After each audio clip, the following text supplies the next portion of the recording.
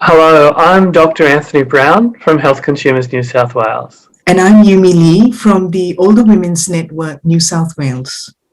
Both our organisations have heard many stories from our members expressing their dissatisfaction with how they've been treated in healthcare because of their age. So we decided to work together to conduct an investigation to see how prevalent this feeling is and how they experience the discrimination they face.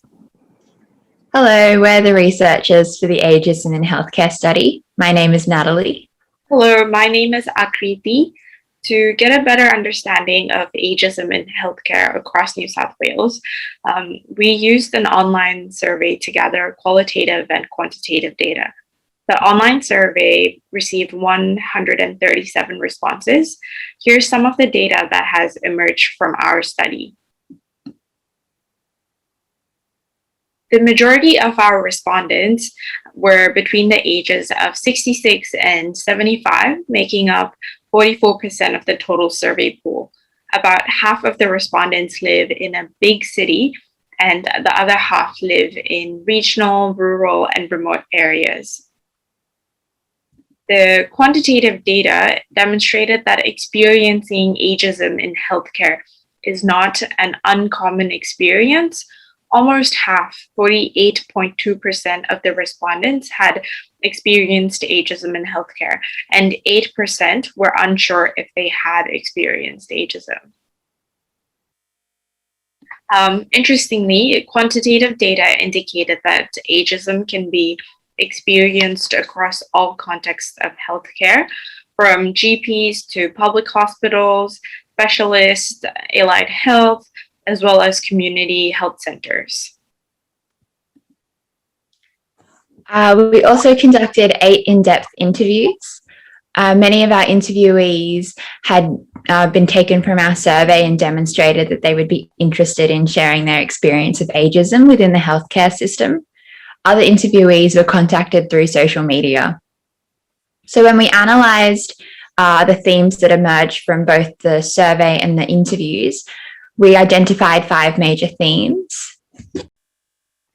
So these 5 major themes were medical professionals not listening to concerns, dismissing and minimizing illness concerns, patronizing language, a lack of appropriate care, and the intersection of various forms of discrimination all happening at once. So if you would like more information about this investigation, please read the report that is being launched today. And here's a snippet of a story told to us by Susan about her experience of ageism in healthcare.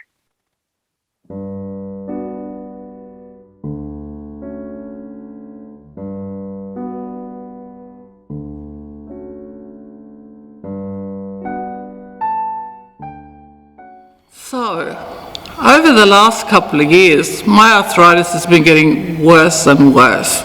It's been so painful and my hands have become so bent and crooked. I spoke to my doctor about it many times. It was only when my daughter went to see her doctor about her own hands that I found out my condition was actually not being treated. My daughter mentioned my arthritis to the GP about the fact that it was getting worse and worse. My daughter's GP was shocked by how much pain I was suffering. This GP said that it's common to have swollen joints, but the pain and physical changes to my hands could be avoided. So, when I asked my own GP about a new treatment plan and why I wasn't referred to a specialist, he said, "You shouldn't be expected to be in perfect health.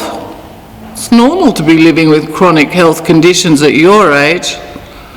I was so upset. I mean, why should I be denied treatment just because I'm older?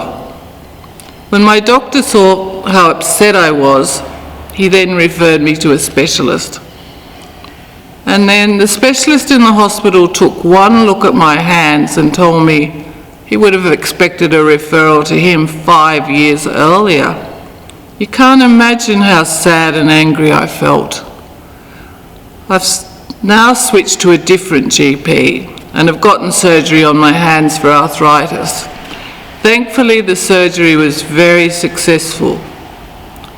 Looking back, this isn't the only time I've seen ageism at work. A couple of years ago, when I was bitten by a cat, the nurse asked me, "Why would you want to have surgery at your age?" Older people like me get this all the time. At your age? What does that mean? I don't deserve better health care at my age?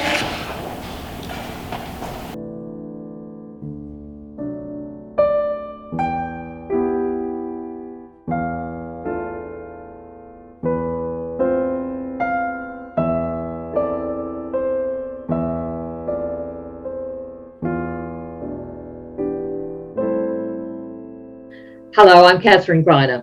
I'm the chair of the Ministerial Advisory Council on Ageing, and we advise the New South Wales government on the issues to do with ageing, the needs and the wants of older people.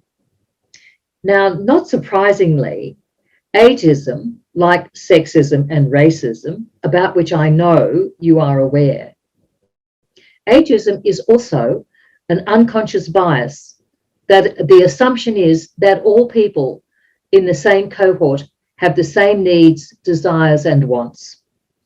It's important that we stamp out ageism. We're an aging population in Australia, and indeed around the world. We have a reduced birth rate, and we're living longer because of the high quality of healthcare. So it means that people are working longer. People over 70, many of whom are still employed. Many are seniorpreneurs. Many are cheerily going about their everyday activities. They may be playing sports, golf, they may be at leisure, they may be volunteering. They may be in a caravan touring Australia. But whatever it is they're doing, they're individuals and they have their own rights and their own needs. And with great assistance, they can live their daily life quite unimpeded. We hand the baton over to you in the healthcare sector to make sure that we individually look at our clients with their own individual needs and their own wants. A quick story about a 96-year-old woman who had a fall at home. She'd been living quite happily, still driving the car, still doing her shopping, living at home quite well. She ends up in hospital, and what is the automatic assumption by the medical staff? That she will now go to a nursing home. Nothing could have been further from the truth. She fought and won the right to attend rehabilitation, and she's returned home, walking again, but this time with just a bit of assistance to help keep her in her own home. That's the way you need to treat your clients in the future. And I'm delighted that in combating ageism, we're now launching this wonderful report from the Healthcare Consumers and the Older Women's Network. It's a very important report, and I commend it to you. And I also commend, and do not miss, the webinar, which is going to air on April the 23rd. This will change your life.